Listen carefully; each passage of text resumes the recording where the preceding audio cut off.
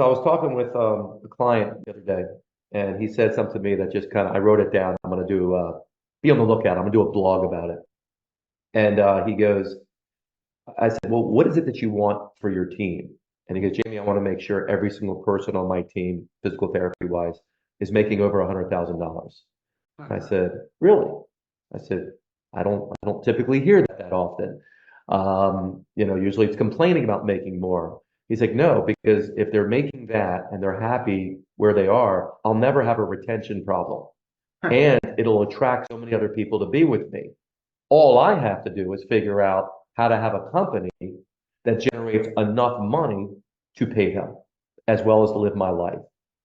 And I just love that frame because now he's not looking at what he can't do. He's only looking at how to develop a company that, yes, delivers a service and all that, but also spits off money that he wants to share with his team because he knows that's the only way he can grow and create the life that he wants. And he That's knows a it's going to make him more shift. money himself. What was that? He knows it's going to make him more money himself. Well, of course. This client I was talking to you about, he's spending a ton of money to reward his employees. And he says, Steve, I'm making more money today than I ever was. And I'll tell you this with this person, he does not work inside the business on any level, no administrative stuff. Doesn't really treat. I mean, if he wants to treat a VIP, he will, but that's not really included in any of the stats. And he has, it's not an overly huge business, about 1.2, 1.3 million. Handful of therapists, a couple locations. But what he's able to do, because he's not in that day-to-day grind, is he's able to see his business in a different light. He's able to look at things and solve problems without him being the solution, because he knows that's never the long-term solution. And he's able to see opportunities, as Will said, he's able to see opportunities that he never saw before. You see, when someone says, well, are you kidding me? This is not the best time. This is the worst time. It's because of the vantage point that you have. When you're in the shit, all you see is shit. When you rise above it, you see things in a different light. The first thing we have to do as business owners is actually become a business owner. Yeah.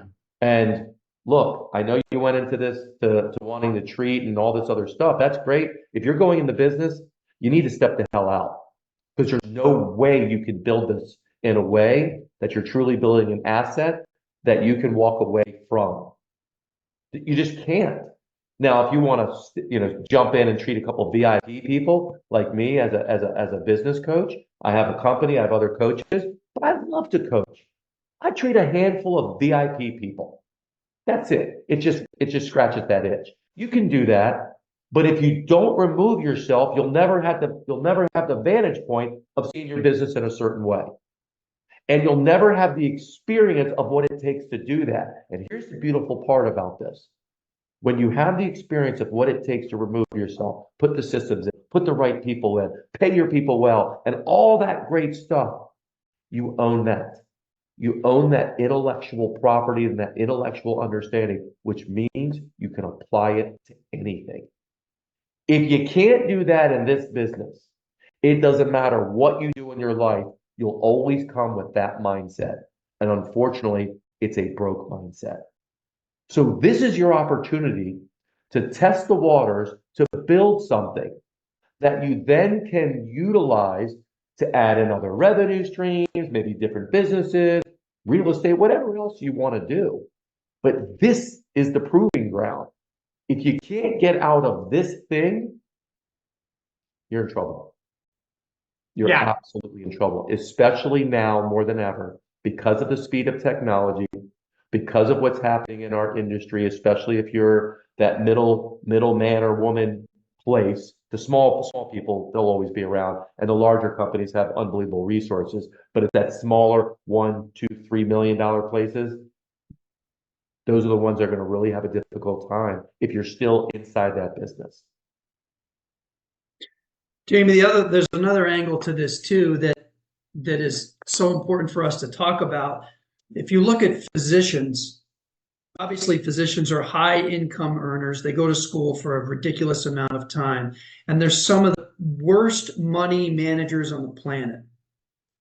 They graduate from medical school, they make a ton of money, and they have a low fiscal fluency when it comes to basic things like setting a budget, following a budget. But they're making so much money that they can out earn any possible stupidity that they may find themselves into. Physical therapists are similar, again, generalization, similar in that regard, in that a physical therapist graduates with an advanced degree. Many physical therapists that graduate, their physical therapy job is very often the first full-time professional job they've ever had. So they've had to learn what it's like, not just to be a professional in the workplace, but to manage their finances, because up until then, they may have been living off of loans. So when we think about what this challenge is with regard to the workforce, one of the things that we need to consider is that. And the question that I want to pose to all of us is, do we as practice owners, whether we want to or not, whether we like it or not, have some sort of, if not responsibility, opportunity to provide some education for our employees so that they are effective in their roles and don't draw the conclusion that I need to leave Jason's company because he's not paying me enough. Maybe it's not that I'm not paying enough. Maybe it's that you're spending too much. Or maybe it's that you're not managing your money effectively in such a way that you understand where it should be going. A perfect example is 401k participation rates in new grads. If you look at physical therapists that have less than 5 years of experience, a very small percentage of those individuals are participating in a 401k sponsored program, even if there's a company match.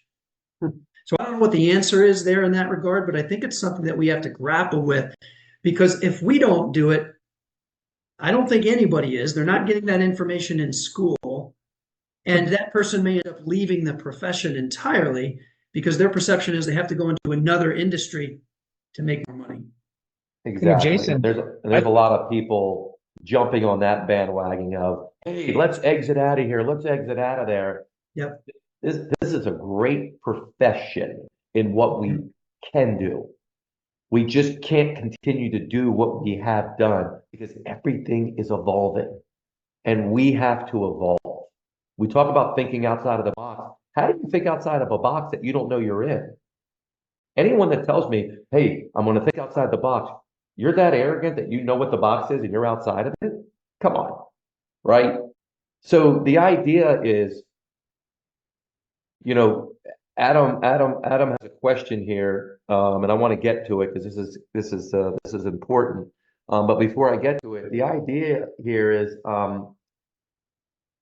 it the responsibility of the owner to just run and operate a better business, or is it the responsibility of the employee to settle for less? Where does the responsibility fall? I don't blame employees for wanting to make more money. They should make more money. They should make more money. Things are expensive. They put a lot of time and effort doing it. And frankly, they don't care about your problems as an owner. But if you're not putting the effort in learning how to create a better business, then you're going to struggle hiring and retaining people. Because like Will said, there's a lot of money out there. There's a lot of people, 330 million people that all have physical bodies, no matter what field you're in, pediatrics, speech, language, mental health, physical. All those people are breaking down. They need our help. But if we don't know how to connect with them, if we don't know how to persuade them to come in for our services, and if we don't have a business model that actually is profitable because we made up our model because we said, I just want to treat one an hour because I just feel bad, even though I get $70 a visit. Those are all decisions you made.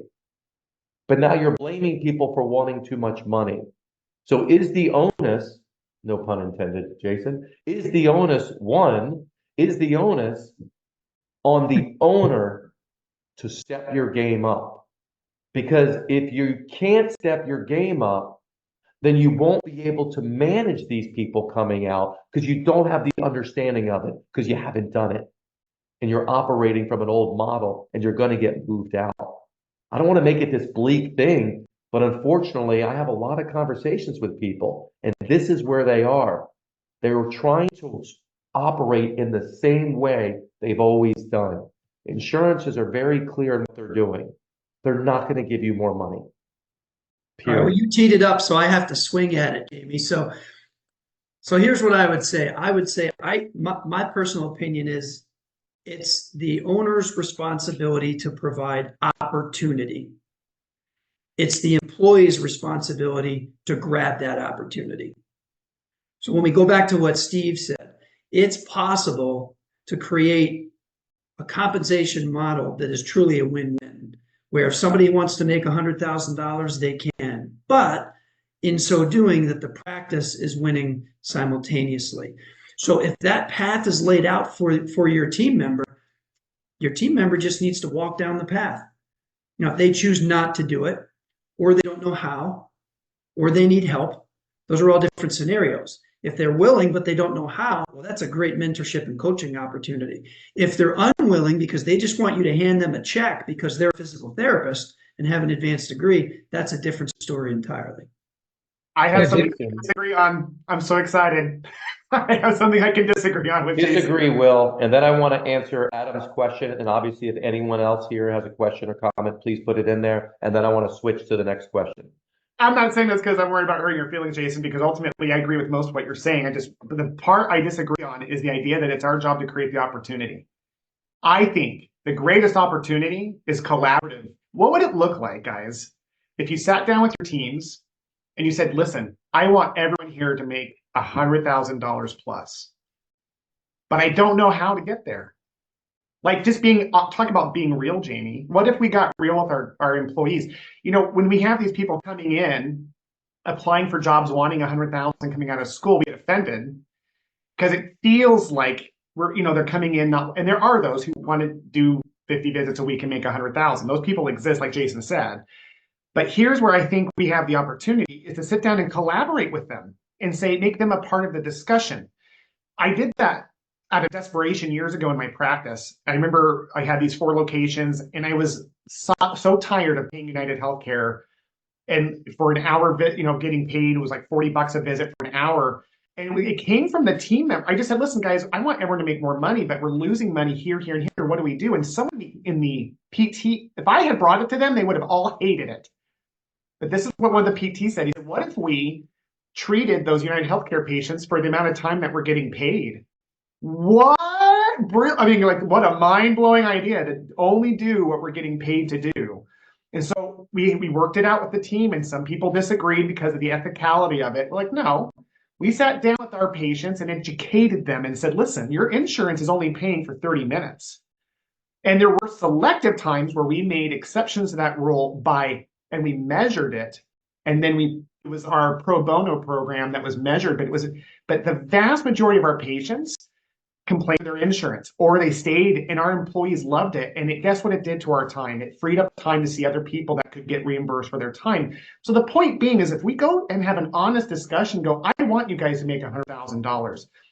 I am really doing everything I can. What else can we do? I think the team, if you have the right people, will generate the ideas. And I think that's how you retain them, not just the opportunity, but helping them create and take hold of their future. We've got to model that with them as a team, because collectively 5 brains are better than 1. And frankly, I'm so sick as an owner of being that person who has to come up with all the ideas when I know my team, if my interest is for all of us to win, are going to contribute in a way that's going to help us all win. Will, there's a couple things I want to not push on, but push on. Sure, please. One is you mentioned very, very quickly a phrase that says, if you have the right team. And you know better than anyone, rockstar recruiting, having the right team is not easy. It's intentional. Oh, mindset, Jamey. Yeah. And you have to be clear on what the right team is for you. And you have to be clear on what your standards are, what your values are, what your vision is. You have to be clear on what that is in order for someone else to make a decision whether this place is right for you. And I just know from 11 years of coaching hundreds of other people, most people ain't spending 2 minutes on that. So you just get what you get.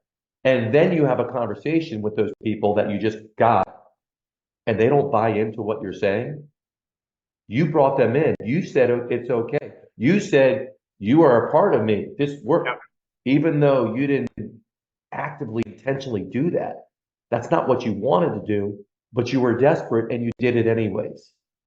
So I always think it starts with the owner getting clear, and these are basic principles. What do you want? What do you stand for? What are you about? And you share that as often as you can with everyone you can and allow people to self-select. Because with that conversation, you can talk to the people about, hey, here's where we are. Let me be transparent to a point. Here's what we're doing. Here's what we're getting paid. Here's what we have to do. I'd love some suggestions because what I believe is all of you are going to make over $100,000 if you want. Yeah, So you have to show let's figure out confidence that together it's how to do possible. that. You have to show confidence. You have to show confidence that it's possible. You can't say, I insecurely, I don't know how to make this work. You have to say, I believe we can do it to get people to buy Well, that's in. a whole shift in what you think. If you think that the world is ending and insurances are the enemy and all you do is spout off all this negative stuff, great, it's going to come right back to you. So I do want to grab Adam's question and then move on. Adam's question, it's a long one here, but it's something around estimating the runway for maintaining profitability if all things remain equal. Adam, I'm ADD. Can you just repeat it very quickly, what you said? Sure. If nothing changes in terms of reimbursement and none of the fixed costs change, at our current payment rate, no change to that. There will be some time where just naturally, organically, because of all other costs increasing with inflation, there'll be a point where even the most profitable clinics at some point will be theoretically unprofitable. And so I'm curious what you think about that sort of impossible question, which I've been wrestling with since I've started my practice. You know, Adam, you said if no things change, I'd say the reality is profitable clinics, progressive clinics, aren't going to just not change. They're going to adapt. And that's what all businesses do. You have to adapt. You know, it might be that you get really, really good at marketing, that you develop the right client or patient avatar of who you want, and you go out of network. It might be that you shrink your business to your best therapists and you go entirely cash. It might be that this becomes an asset for you that maybe it churns 15, 20% profit, but it struggles to grow and you invest your money someplace else, your time someplace else, and this is just an asset in your portfolio. I think the whole point of this is don't not change because somehow we have this idea that what physical therapy, and that's why I said stop thinking like a physical therapist, think like an investor, that somehow this is all fixed. It doesn't have to be fixed. We have to adapt. We have to change to the surrounding environment. Because what will happen is either businesses will go out of business, you'll have fewer therapy practices, and then those therapy practices will have more market control. And then they will go back to the insurance companies and say, you know, you can imagine what. And then when the networks realize that their network is collapsing, they will increase rates. But things will change. They just won't stay static. So it's really to the creative and the investor-minded type person to find the solutions. Let's be problem solvers instead of physical therapists. And here's the first step, Adam, that every business owner should do. And any person we ever work with and our clients, we focus on this area. Where are you losing money right now? Where are the leaks in your business? I've never analyzed, assessed a business that didn't have significant money leaks. And I mean significant. Even a $500,000 business is probably losing 10 grand a month. I mean, it's significant. So let's plug up that first, which means you have to admit that it's not perfect. You have to admit that all your problems are not external to all these cuts. It means prior to this, you were running a less than optimized business, but you were getting away with it. Now that all of those numbers and all of those margins are coming down, you can't get away with it. Step one, let's address what those are and let's maximize those, let's streamline those. Then let's step back and see where we are.